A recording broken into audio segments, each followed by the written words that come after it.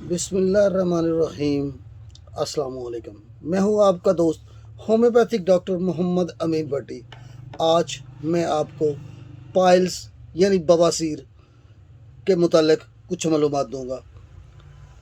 मकद की रगों का फूल जाना या मकद की ब्लड वेसल का फूल जाना, सुर्खी या सोजस का हो जाना बवासीर यानी हेमोराइड या पाइल्स कहलाता है। इसकी आमतौर पे दो अकसाम हैं, इंटरनल या एक्सटर्नल। यानी अगर आपको मकद के अंदर मौके बन गए हैं, अंदर की रगें फूल गई हैं, या इंटरनल बाहरूनी नसें फूल गई हैं, या दोनों भी हो सकती हैं। लेकिन मरीज़ कुछ अलामात यूँ आके देते हैं। मुझे 28 साल हो गए क्लिनिक करते हुए। मरीज़ों की अलामत ये होती हैं कि अक्सर तो आके बोलते हैं कि मकद पे खारिश रहना शुरू हो गई है, मकद पे जलन होती है, या मसे बना हुआ है किसी के दो, और के कभी कभी गुच्छे नुमा मसे भी सुनने में आए हैं। इस अमराज में खून निकलता है, वाफर मिकदार में भी होता है जो बग़ैर दर्द के होता है। लेकिन बाज़ औक़ात इन मसों से खून, जब मसें भर जाते हैं तो खून निकलता है, फिर कई दिन आराम, और फिर दोबारा मसें भरे, फिर दर्द शुरू हो गई। ऐसी अलामत सुनने में आती हैं। अगर आपको इन में अलामत में से कोई अलामत है तो आपको बवासीर है। आप अपना होम्योपैथिक इलाज करवाइए। इससे मिलती जुलती दो बीमारियां, जिसे फिशर या फचूला कहते हैं, ये भी मकद के आसपास की बीमारियां हैं। ये किस वजूह से होती है? उनमें इसकी सबसे बड़ी वजह कब्ज़ का मुसलसल रहना है। अगर आपको कई माह से कब्ज़ का शिकार हैं तो ये बवासीर आपको हो सकती है। अगर आप बखाना करते हुए बहुत ज़ोर लगाते हैं तो आपको बवासीर हो सकती है। या आप वाशरूम में, लाइटरिन इन पे बहुत देर बैठे रहते हैं, आपका थोड़ा थोड़ा पखाना खारिज होता है, तो आपको बवासीर की अलामतें यकीनन आने वाले वक्त में हो सकती हैं।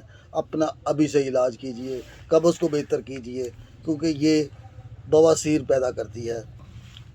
बवासीर की अलामतों के बाद ये किन लोगों में ज़्यादातर होती है? बवासीर की मुरगन ग़िज़ा खाने वाले लोगों में ज़्यादातर बवासीर की अलामत देखी जाती हैं। या वो लोग जो ज़्यादा वज़न उठाते हैं, उनमें भी बवासीर की अलामतें ज़्यादा होती हैं। या विरासती वजूहात भी इसमें शामिल हैं। हामिला ख़वातीन में भी बवासीर की अलामतें कई दफ़ा बढ़ती देखी गई हैं। बूढ़े अफराद जिनके मकद के टिश्यू कमज़ोर हो जाते हैं, उनको भी बवासीर की अलामतें होती देखी गई हैं। मुसलसल खांसी का रहना, 2-3 माह मुसलसल खांसी की वजह से भी बवासीर की अलामतें देखी गई हैं। या कै की अलामत, अगर कै या कब्ज़ मुसलसल रहे तो आपको बवासीर के चांस बढ़ सकते हैं। या आप मकद के रास्ते में जो पखाना खारिज होता है उसको बहुत ज़ोर लगाते हो।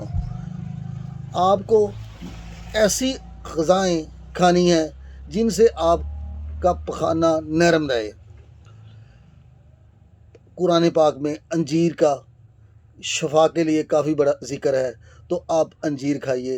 अंजीर आपके पखाने को नरम कर देगी और आपको ज़ोर लगाए बगैर आपका पखाना आएगा। यानी बवासीर की अलामतें, अगर आपको बवासीर है तो बेहतर हो जाएंगी। आप छिलका इसबगोल जिसको कहा जाता है, इसका इस्तेमाल कीजिए। 2 चम्मच रात को दूध में लीजिए, आपका पखाना बिल्कुल नरम हो जाएगा और आपको काफ़ी सुकून हो जाएगा। आप सब्ज़ियों में भिंडी, अरबी, मूली, कद्दू, टिंडे, तोरी, ब्रोकली का इस्तेमाल कीजिए। आप अगर इस तरह के मरीज़ हैं तो इन ग़िज़ाओं में से अपनी کھانا لیجئے تاکہ آپ تندرست اور توانا جلدی ہو جائیں۔ آپ کھانے میں امرود، پکے امرود کا استعمال کریں، بیج کے سمیت آپ روز ایک بار لیں، وہ آپ کے کھانے کو نرم کر دے گا اور آپ انشاءاللہ جلدی تندرست ہو جائیں گے۔ سیب، کیلا، اسٹرابری، چیکو، پائن ایپل اور کیوی، ان پھلوں میں سے آپ کوئی بھی پھل اپنی خوراک میں شامل کیجئے۔ ماس اور مسور کی دال کا استعمال کیجئے، براؤن رائس لیجئے، یہ آپ کی صحت کے لیے بہت اچھے ہیں۔ آپ کو کن چیزوں سے پرہیز کرنا ہے؟ آپ کو دال ماش سے پرہیز کرنا ہے، اروی، بینگن، تلی ہوئی چیزیں، سرخ مرچیں، سپائسی چیزیں، فاسٹ فوڈ کا استعمال آپ کو روکنا ہے تاکہ آپ بواسیر سے بچ سکیں۔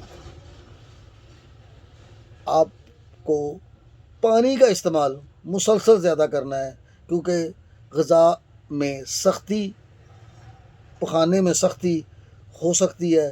آپ پانی کا موافر مقدار میں استعمال کرتے رہیے، یہ آپ کو ہر مرض میں معاون ہے۔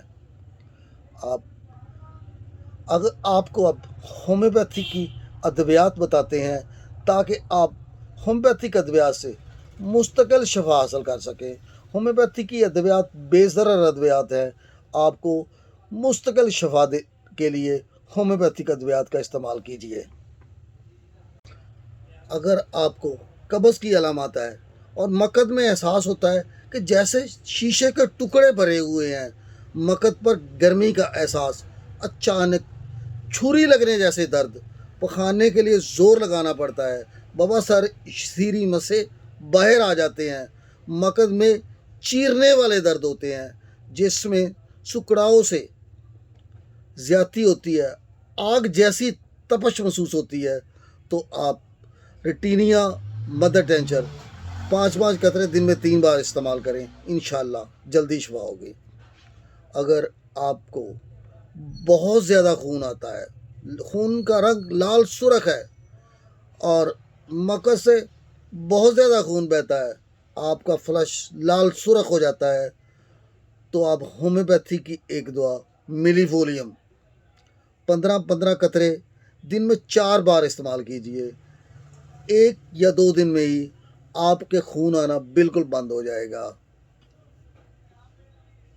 اگر بواسیر کی مقد میں گرمی ہو، احساس جیسے مقد بہت گرم ہے اور خارش ہو، تو آپ ہومیوپیتھی کی ادویات سلفر کو 200 طاقت میں 5 قطرے صبح لیں اور نیکسومیکا رات کو 5 قطرے لیں، آپ کی وہ جلن، خارش اور پخانے کی سختی بالکل دور ہو جائے گی اور آپ بواسیر کی ان علامات میں بالکل بہت جلد تندرست ہو جائیں گے۔